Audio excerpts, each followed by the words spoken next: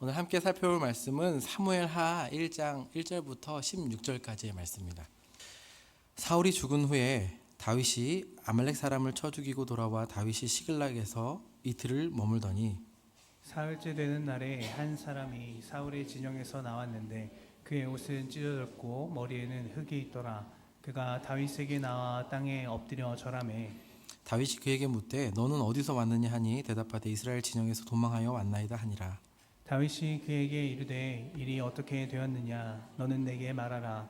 그가 대답하되 군사가 전쟁 중에 도망하기도 하였고 무리 가운데 엎드려져 죽은 자도 많았고 사울과 그의 아들 요나단도 죽었나이다 하는지라. 다윗이 자기에게 알리는 청년에게 묻되 사울과 그의 아들 요나단이 죽은 줄을 내가 어떻게 아느냐. 그에게 알리는 청년이 이르되 내가 우연히 길보아 산에 올라가 보니 사울이 자기 창에 기대고 병거와 기병은 그를 급히 따르는데 사울이 뒤로 돌아 나를 보고 부르기를 내가 대답하여 하되 내가 여기 있나이다 한즉 내게 이르되 너는 누구냐 하시기로 내가 그에게 대답하되 나는 아말렉 사람이니이다 한즉 또 내게 이르시되 내 목숨이 아직 내게 완전히 있으므로 내가 고통 중에 있나니 청하건대 너는 내 곁에 서서 나를 죽이라 하시기로. 그가 엎드러진 후에는 살 수 없는 줄을 내가 알고 그의 곁에 서서 죽이고 그의 머리에 있는 왕관과 팔에 있는 고리를 벗겨서 내 주께로 가져왔나이다 하니라. 이에 다윗이 자기 옷을 잡아 찢음에 함께 있는 모든 사람도 그리하고 사울과 그의 아들 요나단과 여호와의 백성과 이스라엘 족속이 칼의 죽음으로 말미암아 저녁 때까지 슬퍼하여 울며 금식하니라. 다윗이 그 소식을 전한 청년에게 묻되 너는 어디 사람이냐 대답하되 나는 아말렉 사람 곧 외국인의 아들이니이다 하니 다윗이 그에게 이르되 내가 어찌하여 손을 들어 여호와의 기름 부음 받은 자 죽이기를 두려워하지 아니하였느냐 하고 다윗이 청년 중 한 사람을 불러 이르되 가까이 가서 그를 죽이라 하매 그가 침에 곧 죽으니라. 우리 16절 함께 읽겠습니다. 시작. 다윗이 그에게 이르기를 내 피가 내 머리로 돌아갈지어다. 내 입이 내게 대하여 증언하기를 내가 여호와의 기름 부음 받은 자를 죽였노라 함이니라 하였더라. 아멘. 네, 오늘 말씀으로 긍휼의 왕 자비의 나라라는 제목으로 우리 함께 하나님 말씀 살펴보도록 하겠습니다. 작년 11월 이제 47대 미국 대통령으로 이제 트럼프 대통령이 이제 당선이 되었습니다. 올해 초 임기 시작부터 사실 수많은 이야기들이 뉴스에서 회자되었습니다. 수많은 행정명령도 그렇고 또 우방국을 향한 관세 협박 또 조정 또 어디 가서는 이제 화해하겠다고 하면서 내미는 어떤 제스처들 정말 맥락이 없어 보이기도 하고 또 예측 불가능한 행보로 사실은 전 세계가 지금도 주목하고 있습니다.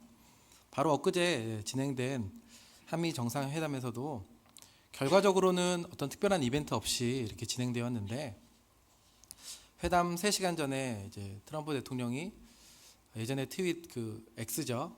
그 소셜 미디어에다가 정말 진위를 알 수 없는 표현들을 또 올려놔서 갑자기 또 우리 국내 언론들이 좀 긴장하게 되는 일도 있었습니다. 이렇게 어떤 사건마다 또 특별히 정상회담마다 뭔가 이렇게 좀 긴장감과 이슈가 되는 것은 앞서 이제 취임 이후에 트럼프가 각국 정상회담에서 했던 특별한 행동들 때문에도 그러긴 하는데요. 지난 2월엔가는 이제 우크라이나 대통령 그 젤렌스키와의 정상회담에서 매우 이례적으로 표현들이나 행동들을 하고 준비된 오찬도 함께하지 않고 마치 쫓아낸 것처럼 그런 회담을 했습니다. 또 지난 5월에는 남아공 대통령을 또 초대해서 대화하는데 갑자기 백인 농부 집단 살해 의혹이라는 동영상을 이제 좀 틀어놓고 또 서류 뭉치를 들고 이것들이 증거라고 이야기하면서 정말 혼란스럽게 만든 경우들이 있지 않습니까?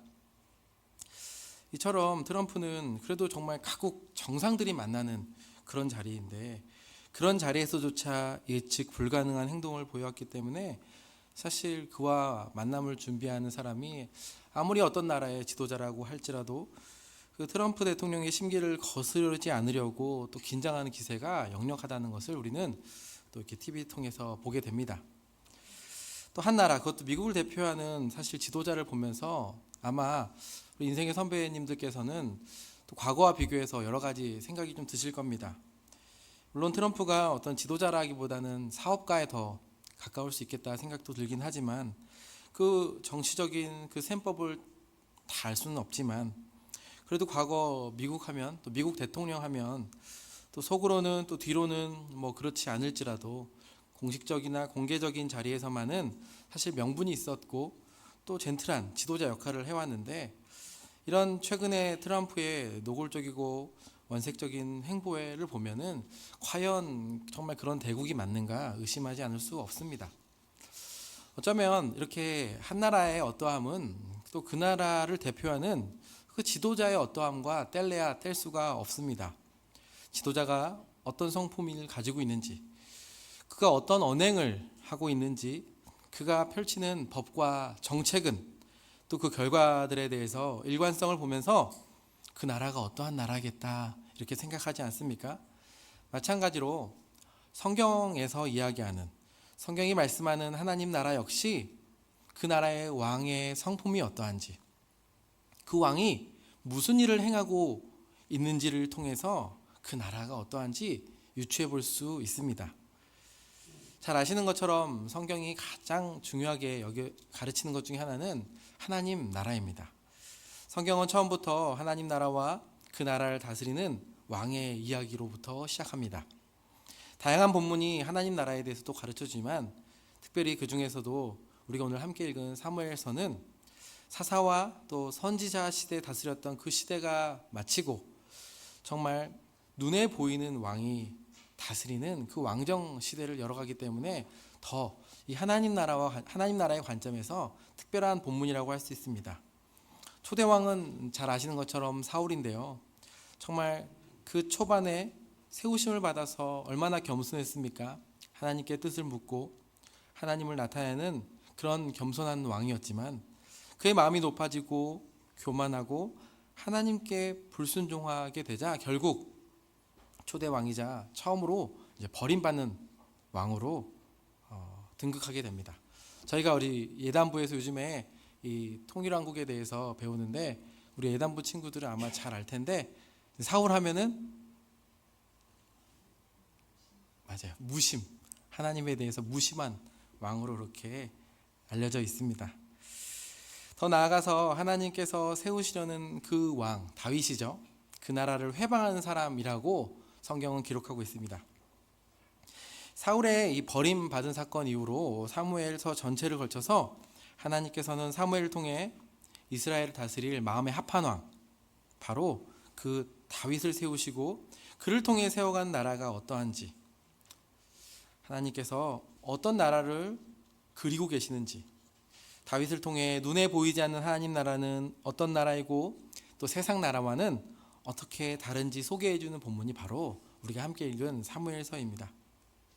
특별히 우리가 사무엘하 1장은요 다른 시작 본문과 달리 죽음 이야기로 시작합니다. 두 가지 죽음이 1장 전체에 걸쳐서 기록되어 있는데 하나는 블레셋과 전쟁을 통해서 전사한 사울 왕 그리고 그의 아들들에 대한 죽음이 기록되어 있습니다. 그리고 그 소식을 전한 아말렉 청년의 죽음을 기록하고 있습니다. 그리고 이어 2장에서는 다윗이 사울을 이어서 유다의 왕으로 등극하는 내용이 담겨져 있습니다. 사실 어떻게 생각하면 사무엘하 첫 시작을 그렇게 기다렸던 다윗이 왕이 되었다는 그 기록으로 시작해도 되지만 오히려 시작부터 죽음에 대한 이야기라서 사실은 조금 뭔가 맞아 보이지 않고 암울해 보이기도 합니다. 하지만 오히려 이 죽음 이야기를 통해서 다윗이 드러내는 어떤 행동들을 통해서 앞으로 세워질 이 나라의 왕은 세상 왕과 어떻게 다른지 또 그 나라는 어떠한 나라인지 본문을 통해서 우리 두 가지만 빠르게 살펴보도록 하겠습니다. 본문 1절은 이렇게 시작합니다. 사울이 죽은 후에라고 시작합니다. 당시 다윗은 아말렉과 전쟁 중이어서 이 소식을 듣지 못했던 것 같습니다. 또 우리가 읽지 않았지만 사무엘상 31장 마지막 장에는요 이 사울의 죽음을 상세하게 기록하고 있는데 그가 하나님께 벌을 받았던 그 초대왕 사울이 결국 그 남은 삶을 어떻게 살아갑니까? 다윗을 시샘하고 그의 인생을 늘 초조해하면서 그 다윗을 죽이는데 몰두하면서 살아갔던 인생 아닙니까?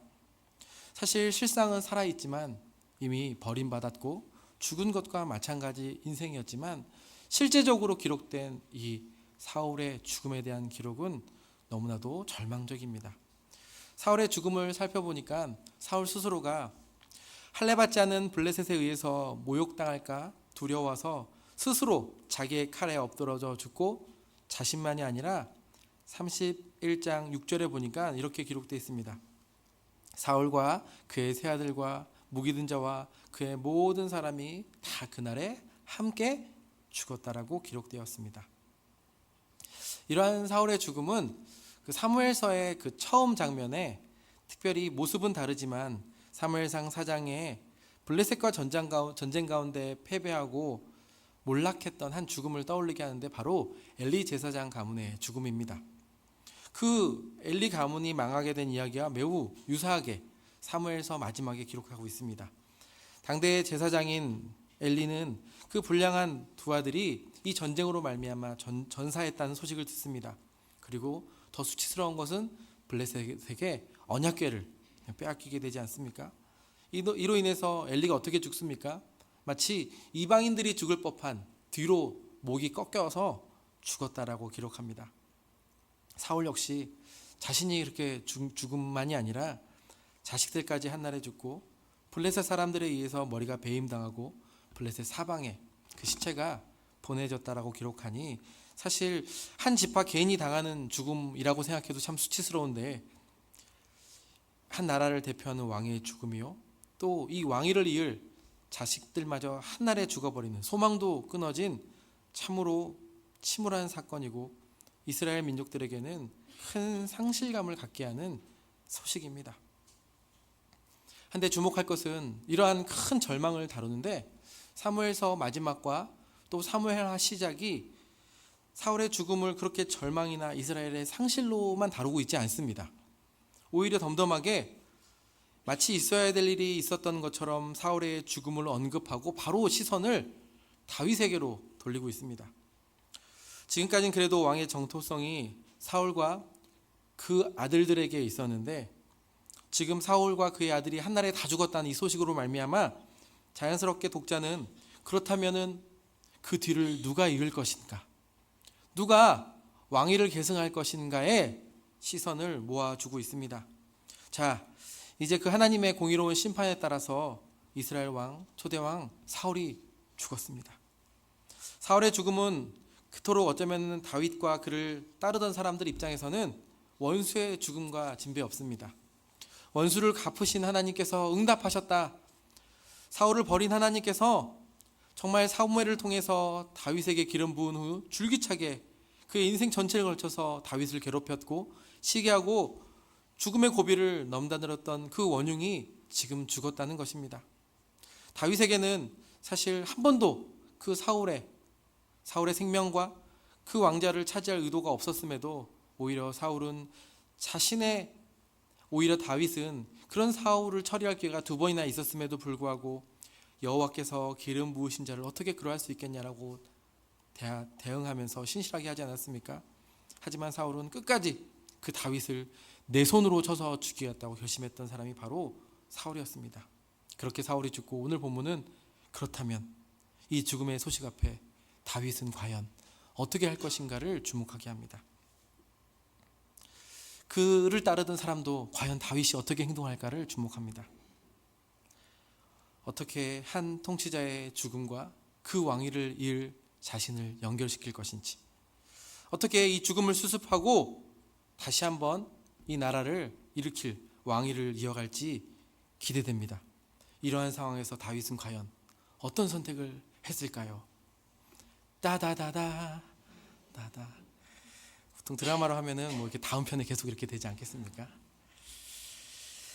그의 어떤 선택에 대해서 오늘 본문 11절과 12절은 이렇게 말씀합니다. 우리 한번 과연 다윗이 어떤 선택을 했을까 생각하시면서 우리 11절 12절 한 목소리로 읽겠습니다. 시작.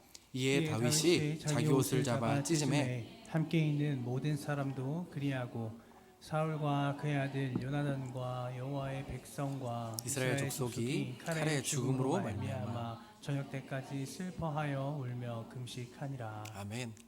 다윗은 그렇게 자신의 생명을 위협하던 원수와 얻어갔던 그 죽음 앞에 이제 속이 시원하다고, 또 그렇게 찬양을 좋아하는 다윗이 하나님께서 원수를 갚으셨다라고 하면서 그 죽음 앞에서 찬양하고 기뻐 뛰지 않습니다. 오히려 가장 먼저 한 행위는 자신의 옷을 찢는 일이었습니다. 큰 슬픔으로 그 죽음을 애곡하는데 저녁까지 슬퍼하고 울며 금식했다라고 기록합니다. 다윗이 그렇게 반응하자 11절 하반부에는 함께 있는 모든 사람들도 그렇게 했다라고 기록합니다. 이것이 단순히 다윗이 누군가 보여주기 위한 정치적인 쇼나 보여주기가 아닌다는 사실은 우리가 오늘 함께 읽은 16절 그리고 17절 이후로 27절에 사실 1장 후반부 전체를 걸쳐서 다윗은 애가를 지어 슬픔의 노래를 지어서 원수나 대적이 아닌 그 두 용사의 죽음을 진심으로 슬퍼하고 있습니다. 앞으로 왕위를 이어갈 왕, 이런 예비 후보자 같은 다윗의 모습을 통해 부분적으로나마 이 하나님 나라가 어떠한 성품을 가진 왕이 그 나라의 왕이 되는지를 알 수 있는데, 그것은 바로 긍휼의 마음으로 애통하는 왕이라는 사실입니다. 하나님 나라의 백성에게 그리고 지도자에게 주어진 가장 중요한 자질 중 하나는 바로 긍휼함과 애통함입니다. 우리의 원수 갚음이, 우리의 억울함이 하나님 손에 있다라고 고백하면서 그때를 간절하게 기다리지만 동시에 그 원수의 죽음 앞에서 기뻐하기보다 그 죽음을, 또 이 전쟁의 패배를, 이스라엘의 패배를 여기면서 애통하며 슬퍼하는 마음으로 채우고 세우는 사람들이 거하는 곳이 하나님 나라라는 곳입니다.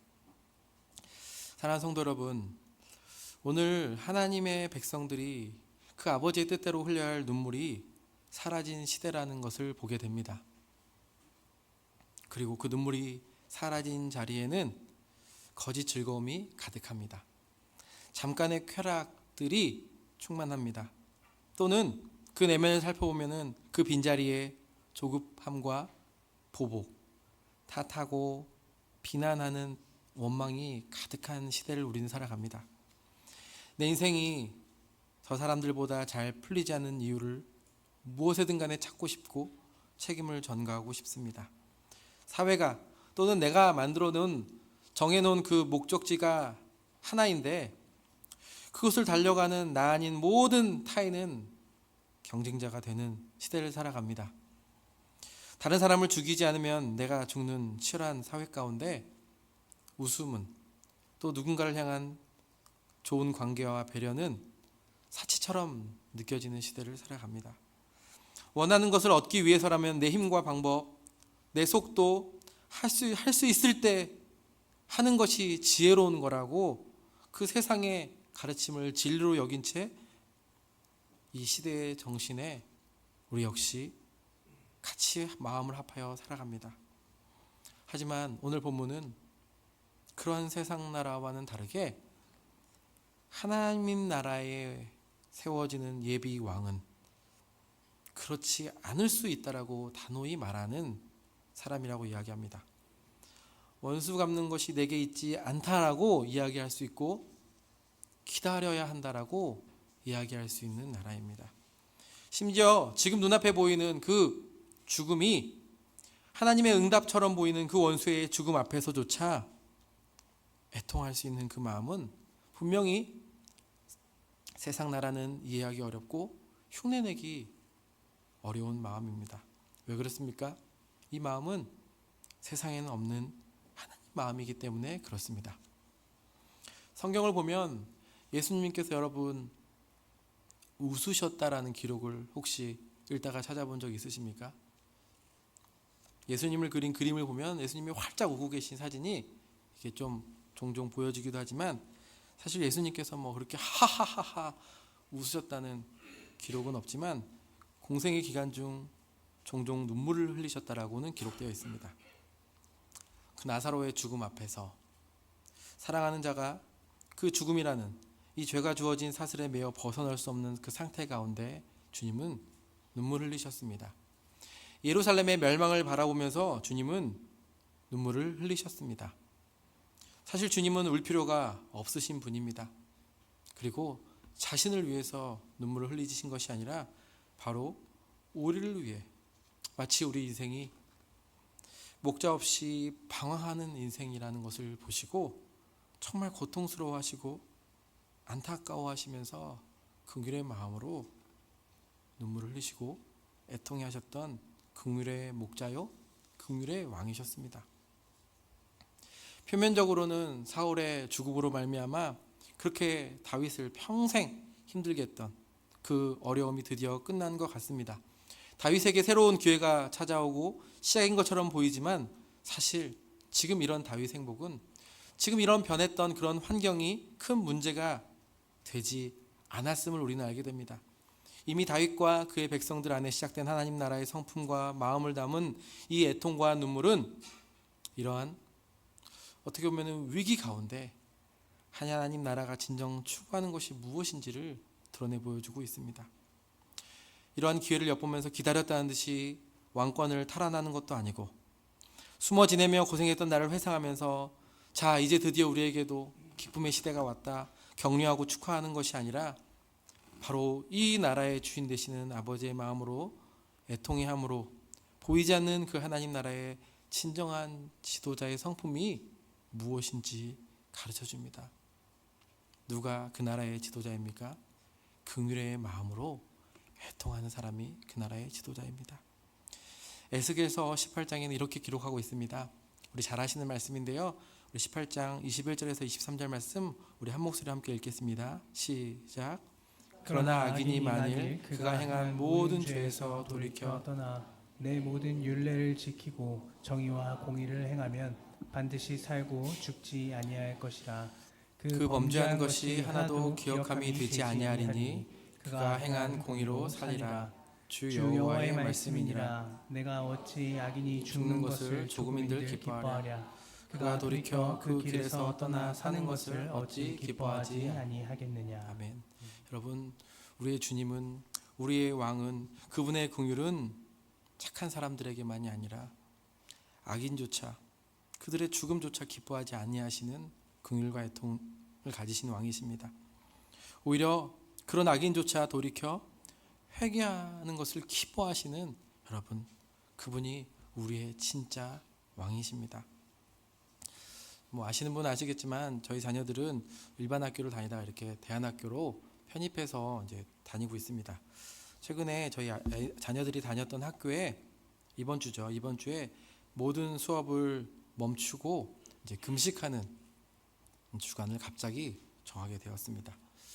사실 원래는 수업을 해야 되는데 이제 좀 긴급한 상황에 따라서 지난 월요일 교장 선생님과 또 학부모들을 이제 긴급하게 소집해서 왜 이렇게 결정할 수밖에 없는지를 소개해 주셨는데 그 이유는 우리 자녀들이 다니는 학교에 학생들의 이제 부정직함과 이제 죄의 습관들 때문에 이제 그렇게 정하게 됐다라고 이야기를 해주었습니다. 사실 전교생이 8명밖에 없는 학교를 다니고 있는데요. 거기서 한두 명이 죄를 졌으면 얼마나 적겠냐마는 이 얼마 되지 않은 공동체에서 사실 그냥 습관적으로 가볍게 하는 거짓말과 또 자신이 해야 될 것을 직면하지 않는 태도 앞에 특별히 교장 선생님께서는 죄를 부끄러워하지 않는 이러한 이들의 태도로 인해서 특단의 조치를 취하게 됐다라고 우리 부모님들께 소개해 주셨습니다. 지난 월요일 얘기를 저녁에 함께 듣고 또 같이 기도하면서 제 안에 참 감사와 또 회개의 마음을 하나님께서 주셨습니다. 첫 번째 감사는 무엇이었냐면은 저도 사실 학생들이 학창 시절에 공부 잘하면 또 웬만한 것들은 또 넘어가 버려도 되는 이슈일 수 있지만 또 학생들 자신도 다른 공부나 또 자신이 다른 중요한 것으로 사실 감추고 싶어하는 죄의 태도들이나 습관들이 있지 않겠습니까? 그런데 그렇게 해도 감출 수 없는 우리의 죄성과 연약함을 마주하게 하시고 드러내게 하심에 그리고 우리 부모들을 또 함께 선생님들과 함께 일에 동참하게 해주심에 감사하게 되었습니다. 또 회개하게 된 것은 사실 저도 아이들을 대안학교에 보낸다는 그런 마음 때문에 부모인 나조차도 그냥 선생님들께 맡겨둬 버렸던 나의 태도들, 자녀의 신앙을 더 유심 있게 또 진지하게 보지 않았다는 마음으로 이제 회개하게 되었습니다.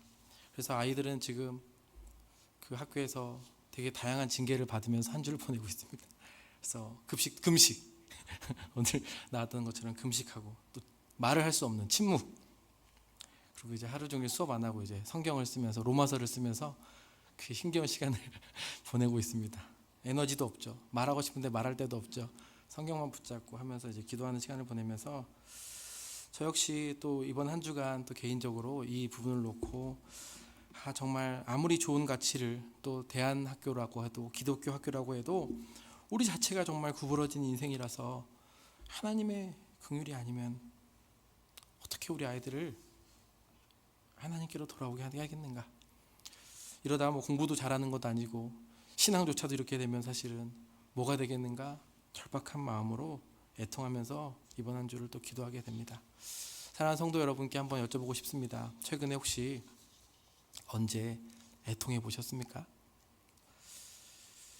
답이 없는 자신을 보며 또 무심하고 완악한 우리의 가족들을 보며 또 냉랭한 영혼들을 보며 또 이웃과 사회, 세상과 열방을 보면서 마지막으로 울어보신 적은 혹시 언제 있으십니까? 잘 아시는 팔복은 이렇게 기록합니다. 애통하는 자는 복이 있나니 그들이 위로를 받을 것이라고. 하나님께서 우리를 긍휼히 여겨주셔서 그의 백성으로 응당 품어야 할 애통과 눈물을 회복시켜 주길 바랍니다. 이 시대적인 위기와 사명 앞에 우리가 정말 그 긍휼의 왕을 모시고 살아가는데 우리 역시 무언가를 향해 애통하고 긍휼하고 또 애곡하며 흘리는 눈물이 있어야 되지 않겠습니까?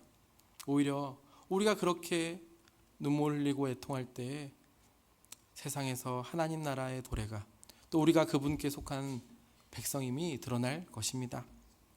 두 번째는 지금 이 다윗을 통하여서 그가 정말 애통하고 긍휼의 왕이요 그분이 다스린 나라가 이런 나라라는 것을 보여줬다면 오히려 반대로 이런 나라와는 대조적으로 이러한 기회를 틈타 자신의 나라를 세우고자 하는 인물을 한 명 더 소개하는데 바로 아말렉 청년입니다. 사실 사울과 요나단의 죽음 소식을 듣고 금식하며 애통해한 다윗의 반응을 보고 제일 놀랐던 사람이 누구겠습니까? 아말렉 청년 아니겠습니까? 사실 그는 성경이 이야기하는 사울과 그의 아들의 죽음과는 다르게 지금 거짓 보고를 하면서 이 일을 전해오고 있습니다. 그가 전하는 거짓은 전쟁 중에 자신이 사울 자신을 죽이라는 요청을 따라서 사울을 죽였고 왕관과 팔보리를 가져왔다라고 이야기합니다. 너무나 재미있는 사실은 분량적으로도 사실 31장 마지막에 보면 사울이 자신의 죽음에 대해서 이야기할 때는 한 절밖에 안 됩니다. 근데 그런 거 있지 않습니까? 말이 길어지면 거짓말이 가능성이 높지 않습니까?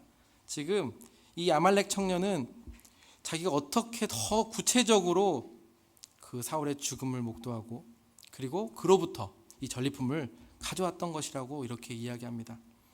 아마도 실제로 전쟁에서 승리한 블레셋 사람들이 그 패배한 이스라엘 사람들에서 어떤 뭔가를 이렇게 전리품 같은 것들을 취하고 있을 때 우연히 올라갔다가 이 청년이 사울을 보았을 수 있습니다.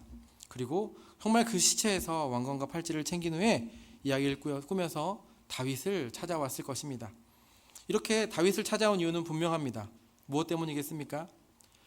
다윗과 그 나라도 마치 세상 나라랑 똑같을 테니까 내가 가져온 이런 상징적인 왕관과 팔찌를 전해줄 때 그 뒤에서 이를 이어서 왕이 될 다윗에게 명분도 좋죠. 또 자신은 어떻게 보면은 그 새로운 왕조가 태어나는 개국 공신과도 같은 자신에게 뭔가 좀 떨어질 것을 기대하면서 그렇게 하지 않았겠습니까? 만약 정말 다윗이 아니었다면 충분히 그럴 수 있습니다. 그리고 이것이 크게 악한 일도 아닌 것처럼 보이지 않습니까? 세상 나라는 그것이 옳거나 그르거나 어떤 기준이 있다기보다는 내게 정말 유익한가 도움이 되는가 안 되는가에 따라서 움직입니다. 나에게 도움이 되는 것이라면은 타인의 죽음조차 기회가 되고 옳게 여겨집니다. 하지만 도움이 되지 않는다면 그 모든 것이 사실은 불필요한 일이고 악한 일이라고 이야기합니다. 이 아말렉 청년은 그런 의도로 약탈하고 그 기회를 엿보면서 마치 이것이 정말 다윗에게 꼭 필요한 것처럼 전달하고 다윗에게 접근하고 소식을 전합니다. 하지만 그 하나님 나라의 왕으로부터 그가 받은 것은 그 어떤 상급이 아니라 진노와 죽음뿐이었습니다. 자신은 이 일이 다윗을 기쁘게 할 거라고 생각했지만 오히려 그렇게 의기양양하게 다윗 앞에 서 있는 그 아말렉 청년을 향해 다윗은 이렇게 진노하고 또 이야기합니다. 내가 어찌하여 손을 들어 여호와 기름 부은 받은 자를 죽이기를 두려워하지 않았느냐라고 하면서 죽이라고 명령합니다. 예상치 못한 반응이고 오히려 자신의 나라에서는 영웅으로 추대받을 수도 있었던 일이었지만 바로 이 왕국에서는 진노와 죽음뿐이었습니다. 사실 여러분 사무엘서에서는 이 아말렉 사람들이 몇 번 등장하는데 사실 아말렉적인 사고와 행동들을 매우 비난하면서 이 하나님 나라와는 대조적인 나라의 특징으로 이야기합니다. 대표적으로 사무엘상 30장에는 다윗이 앞서 아말렉을 치러 가는 길에 사흘 동안 먹지 못한 애굽 사람을 만나서 먹을 것을 주는 장면이 기록되어 있는데요. 그들을 돌봐서 그들이 정신을 차리자 다윗이 물어봅니다. 너의 정체가 무엇이냐라고 묻자 사무엘상 30장 13절에는 이렇게 이야기합니다. 우리 한번 한 목소리로 함께 읽겠습니다. 시작. 다윗이 그에게 이르되 너는 누구에게 속하였으며 어디에서 왔느냐 하니 그가 이르되 나는 애굽 소년이요 아말렉 사람의 종이더니 사흘 전에 병이 들매 주인이 나를 버렸나이다. 아멘. 아말렉 사람의 특징이 한마디로 나타나는데 무엇입니까? 병이 들면 버려버린다는 겁니다. 이용 가치가 없으면 버리는 겁니다. 무자비합니다. 약자를 사실은 이용할 가치가 없다라고 무엇보다 자기중심적이고 기회중심적인 사람들이 이제 아말렉 사람이라고 기록합니다. 오늘 본문에 다윗을 찾아오는 아말렉 청년도 비슷하지 않습니까? 어떻게 보면 한 나라의 왕이 사울의 죽음이라는 것을 그 절망을 기회로 여기면서 다윗을 찾아온 이 무자비한 아말렉 청년에게 다윗은 바로 너의 행동이 불량한 것이라고 지적합니다. 이방인이 기름 부음 받은 자를 죽이는 것 자체를 분노합니다. 악하다라고 이야기합니다. 하나님 나라의 규례와 법도에 어울리지 않다라고 이야기하면서 진노와 죽임으로 하나님 나라를 세워가는 것입니다. 이런 관점에서 사무엘하 1장을 보면은 단순히 사울의 죽음과 아말렉 청년을 죽이는 그런 이야기가 아님을 알게 됩니다. 그리고 그 나라가 어떠한지를 소개해 주는데 정말 다윗과 같은 궁율하고 애통의 왕이 다스린 나라일 뿐만이 아니라 무언가를 더해서 드러나는 나라가 아니라 오히려 하지 않아서 나타나는 나라임을 가르쳐 주고 있습니다. 처음부터 틈을 타고 들어오는 이런 아말렉과 같은 세상 나라와 무자비한 이러한 나라를 따르지 않음으로 시작되는 하나님의 나라입니다. 그들을 향해 진노할 수 있고 그것들을 죽여감으로써 불법과 악행이 멈춰지고 대신에 공의와 자비가 흐르는 곳이 바로 하나님 나라임을, 그것이 앞으로 다윗을 통해서 펼쳐질 나라는 사실을 가르쳐 줍니다. 이런 관점에서 보면 하나님 나라는 다윗이 했던 것처럼 정말 애통하고 눈물만 흘리는 그런 수동적인 나라가 아님을 알게 됩니다. 더 적극적인 의미에서 능동적이고 투쟁하는 나라입니다. 우리에게도 정말 거룩한 진노와 그 죄에 대해서 죽이는 것이 필요한 나라입니다. 우리 안에 그 틈을 비집고 들어오는 아말렉과 같은 거짓과 탐욕, 속임과 술수, 기회를 엿보고 약자를 이용하려는 그러한 사고와 행동, 그런 태도를 단호하게 진노하고 죽임으로 시작되는 나라가 바로 하나님 나라이기 때문에 그렇습니다. 말씀을 마무리하겠습니다. 사랑하는 성도 여러분, 이제 8월이 이제 지나고 새학기를 시작합니다. 특별히 새학기를 시작하면서 우리 안에 정말 우리의 거룩을 방해하는 것들, 내 안과 밖에 숨겨져 있는 그런 아말렉적인 습관들이 다루어지길 원합니다.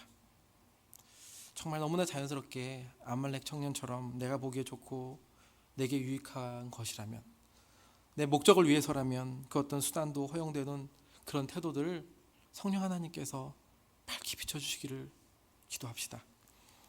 그 정도는 아주 큰 죄가 아니라고, 나쁜 것도 아니지 않냐라고, 남들 다 하지 않냐라고 여기면서 다가오는 것들에 대해서 우리는 분별하고, 그 하나님 나라의 법과 그것이 다르다면 우리 안에 분노가 일어나길 바랍니다. 이 일을 위해 우리 안에 정말 은혜가 필요합니다. 우리의 좁은 안목이 아니라, 우리의 기질이 아니라 긍휼의 왕의 다스림을 통해 또 그 하나님의 자비를 경험하면 경험할수록 그 하나님의 자비와 은혜가 우리를 그렇게 또 하나님 나라의 백성답게 만들어 갈 것입니다. 그 은혜를 또 구하는 새 학기 되기를 또 주님의 이름으로 당부드립니다.